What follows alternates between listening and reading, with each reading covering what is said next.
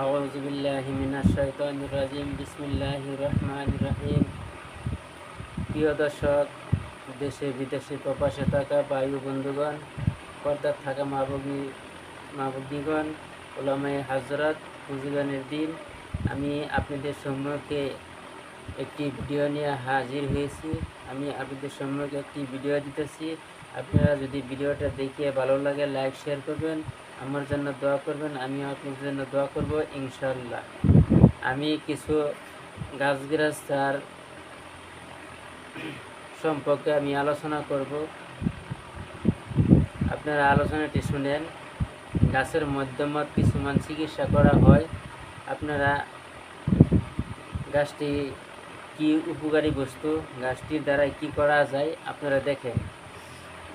যদি কোনো মানুষের পেট ব্যথা করে, মাথা ব্যথা করে, পেটে কুটকুড়ি কামড়ায়, পায়খানা কঠিন হয়, গ্যাসের ভাব হয়, বিভিন্ন ধরনের বেমার আপনাদের শরীরে আছে, বহু টাকা পয়সা নষ্ট করেন, আপনারা কোনো ধরনের সমস্যার সমাধান করতে পারেন নাই, আমি লুকমান হাকিমের কিতাবে থেকে একটি গাছগাছরা ওষুধ আমি আপনাদেরকে দিব।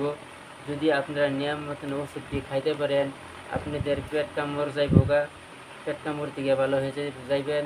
শরীরের বিষ, মাথার বিষ, কোমর বিষ, বিভিন্ন ধরনের রোগের থেকে আপনারা বাঁচতে পারবেন।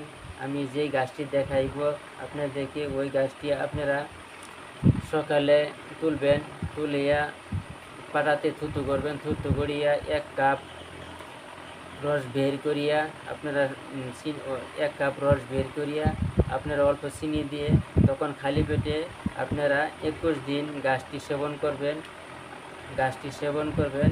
আল্লাহ পাক রব্বুল আলামিন এই গাছের উসিলা করে আপনাদের কিসিম বেমার, যত ধরনের বেমার আছে সমস্ত বেমার থেকে আপনারা শিফা পাইবেন। আমি গাছটি আপনাদের স্ক্রিনে দেখাইতেছি, আপনারা গাছটি দেখেন। এই যে এই গাছটি আপনারা তো দেখতেই চিনতেই পারছেন। এই গাছটি বহুত উপকারী বস্তু। আপনারা যদি খান আপনারা খাইতে পারবেন।